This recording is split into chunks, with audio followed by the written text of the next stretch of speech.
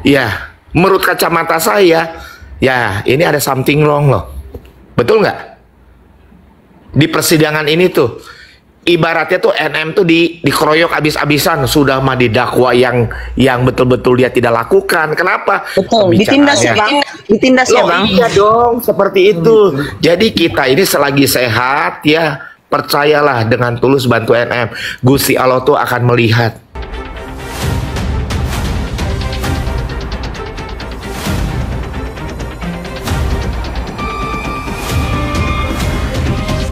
Ya kan, berat sebelah. Makanya kenapa supporter masuk ke lapangan.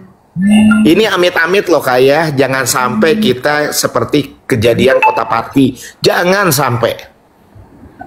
Kenapa? Rakyat Kota Pati sudah mangkal tuh. Jangan sampai. Kalau sampai, nah itu petugas-petugas itulah yang harus dicari itu. Tinggal atasannya siapa. Ya. Yang berdaulat tuh rakyat, titik. Tidak bisa diganggu gugat. Tidak bisa. Kamu pegawai semua. Nah, saya berbicara ini kenapa? Mudah-mudahan dia dengar, mengingatkan. Lu berubah. Sebelum ada vonis berubah. Istighfar. Begini. Pak, izinkan saya ngomong bentar ya. boleh. Pertanyaan saya ya, gini ya kan. Dia kan contohlah hakim dan JPU. Katakan lah mereka ini tidak menjalankan tugas mereka sesuai dengan betul-betul apa yang sudah dipertanggungjawabkan, sedangkan mereka sendiri sudah melanggar hukum. Gimana caranya mereka mau hukum orang? Kan dirinya sendiri sudah mau melanggar hukum. Coba. Gini Kak, itu yang pertanyaannya bagus. Saat ini kita suka tidak suka, senang tidak senang, mereka yang punya kuasa di persidangan. Makanya saya waktu komal dengan Bang Yamin, Bang Nyoman, Bang Bona siapa, saya bilang, ya amicus curiae dipersiapkan.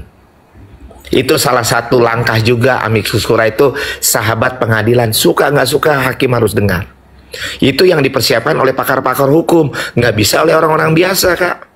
Jadi saat ini dengan sekarang udah waktu makin sempit lagi, saatnya lah kubu NM tuh konsentrasi. Kasil konsentrasi, Kasil itu tulus semua.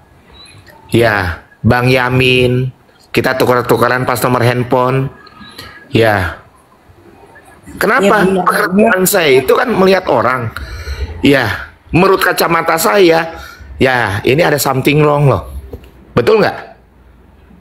Di persidangan ini tuh, ibaratnya tuh NM tuh dikeroyok abis-abisan, sudah mah didakwa yang betul-betul dia tidak lakukan. Kenapa? Betul, ditindas ya Bang.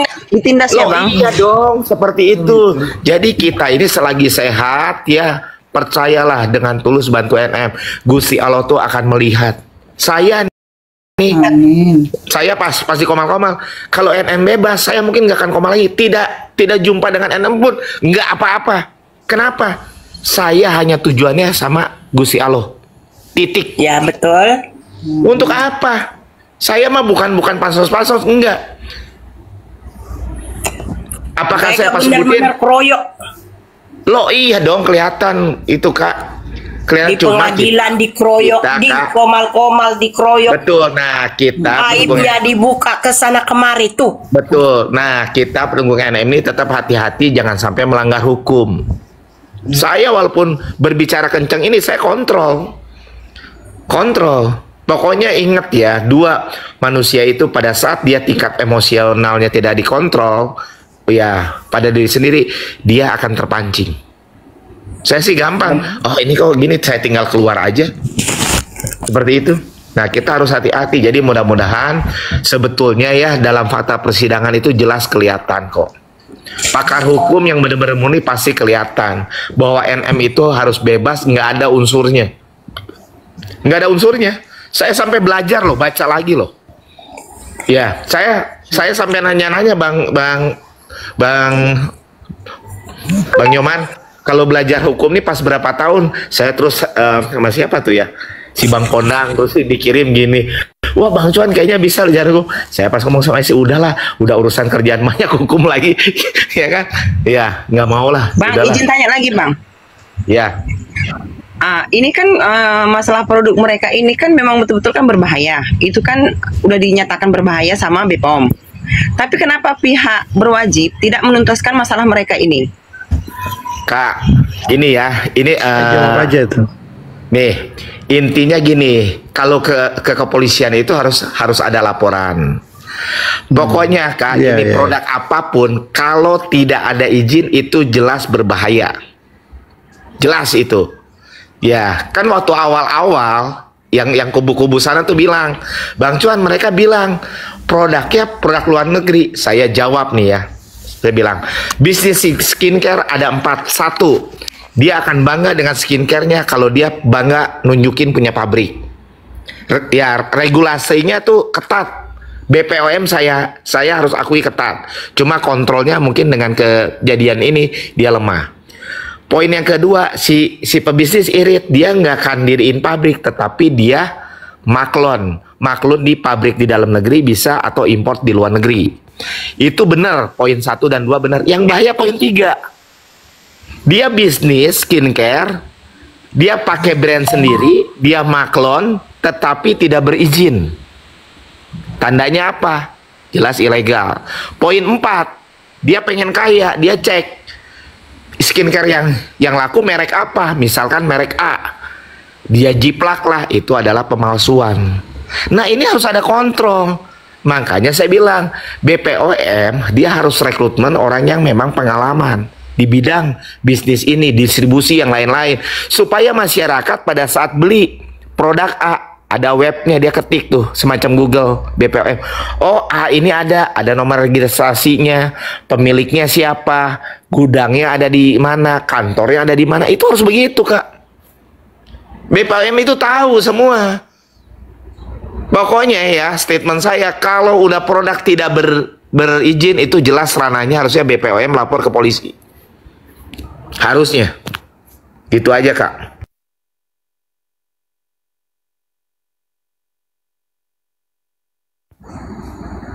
Ayo Bang Nyoman, silakan Bang Nyoman. Kak Iramas itu saya follow ya. Kak Erna juga tuh. Oke, nanti aku flowback Bang. Ya. Ya, menarik apa yang disampaikan Bang Cuan Chen ya. Dari aspek pengalamannya sebagai pembisnis, lalu mengerti betul tentang regulasi atau ketentuan-ketentuan yang berkaitan tentang obat, makanan maupun skincare dalam hal ini. Ya, kalau saya mencermati saksi kemarin yang hadir, ahli kemarin ya, itu apa ya? Saya nonton di Komal aja sih ya. Kayak senang banget itu, pas banget itu. Nah, kalau pertanyaannya, apakah keterangan ahli kemarin menguntungkan Nikita Mirjani? Kalau saya bilang bukan sekedar menguntungkan, tetapi membuat perkara ini jadi terang benderang dalam aspek keilmuan atau ilmiah atau akademisi. Karena banyak terjadi secara masif, orang mengkait-kaitkan suatu peristiwa dengan undang-undang tertentu. Ya mungkin kita selalu berdiskusi di dalam ruang ini, selalu saya katakan, suatu perbuatan itu tidak bisa didefinisikan sebagai perbuatan pidana, tetapi dipaksakan menggunakan pasal pidana. Nah, di dalam ajaran saya di kelas, saya selalu menggunakan ada suatu perbedaan hukum dalam tataran teori dan hukum dalam tataran praktek. Nah, sebenarnya teori dan sistem hukum itu kan sebagai pedoman. Tetapi banyak dalam prakteknya, orang tidak menggunakan pedoman, pasti tersesat. Kalau kita tidak menggunakan pedoman, waktu jalan pesawat terbang pun kalau tidak menggunakan pedoman, itu tersesat. Maka yang menjadi pertanyaan mendasar, sejauh mana ilmu jaksa penuntut umum dan sejauh mana ilmu hakim. Kalau dilihat dalam secara fakta, ya hakim itu seperti kuliah umum dari para ahli. Kalau dia merasa di kuliah umum, artinya standar kemampuan keilmuan hakim dan jaksa masih di bawah standar. Nah, bagaimana dalam perkara-perkara ditangani oleh orang yang secara keilmuan masih di bawah standar? Ini bahaya. Sama juga kayak masakan, bukan koki yang profesional, pasti makanan itu rusak. Sama kayak sekarang ini makan bergizinya menjadi bermasalah. Kenapa? Dia tidak memiliki fungsi kontrol tentang kualitas. Siapa yang menjalankan fungsi kontrol makanan bergizi itu? Nah, dalam kaitan ini, skincare ini siapa yang menjalankan fungsi kontrol?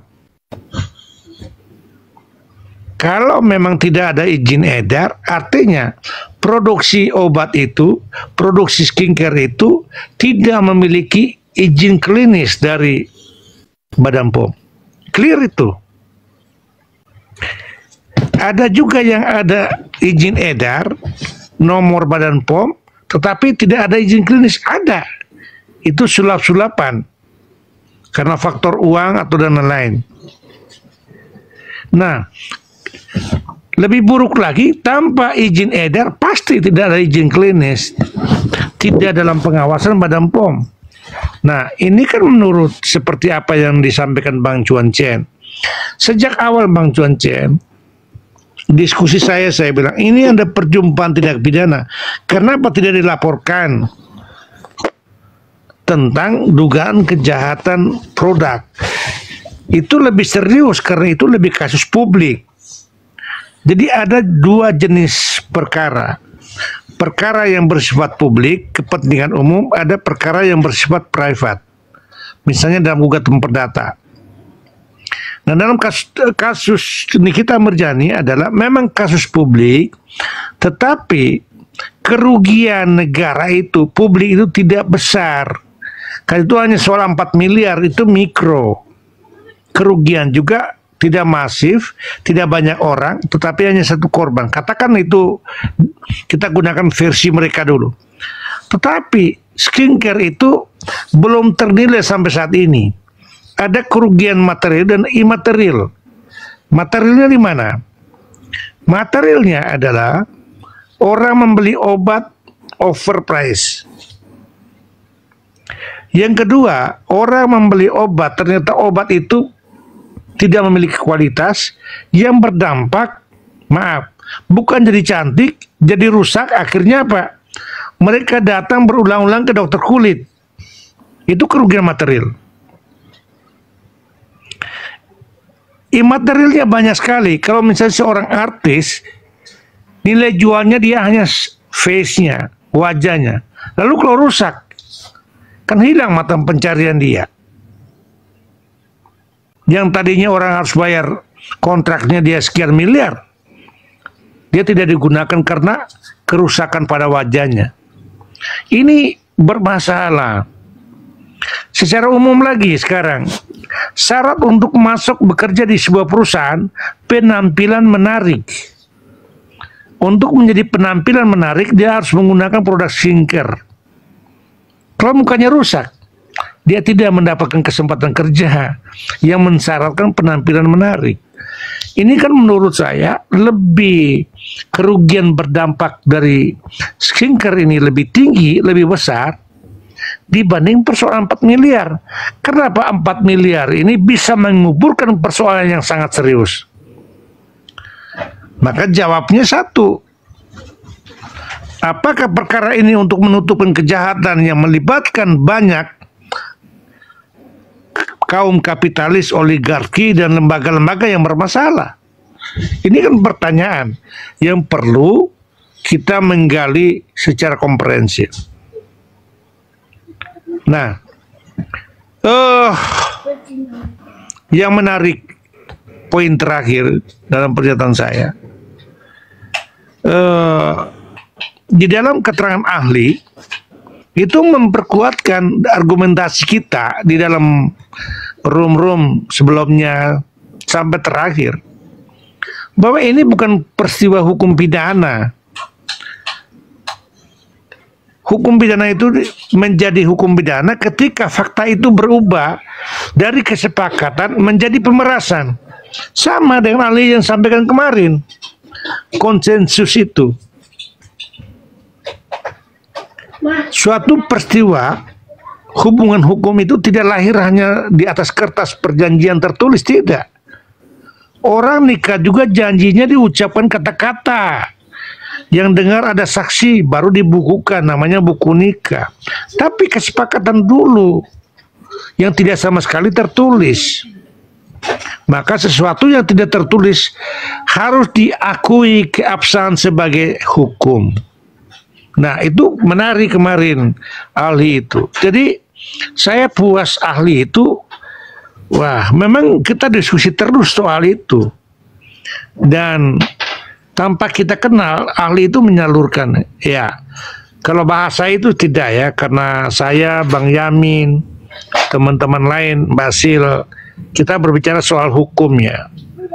Dalam dimensi pidananya, ya sama. Dan perdata juga begitu. Bahwa ini suatu kesepakatan tidak tertulis, transaksionalnya dibuktikan oleh transaksional yang tidak melanggar hukum, tapi dibuat seolah-olah ada pemerasan. Ini namanya perubahan fakta hukum, fakta perdata menjadi pidana, begitu. Bahkan berkali-kali saya mencontohkan itu, ya seperti Mami Obed mengambil sepeda lalu sahabat teriak dia mencuri, itu begitu. Nah, jadi menurut saya itu Bang Cuan Chen, teman-teman lain, kita berharap baik. Teman-teman pendukung Nikita Mirjani terus berharap bahwa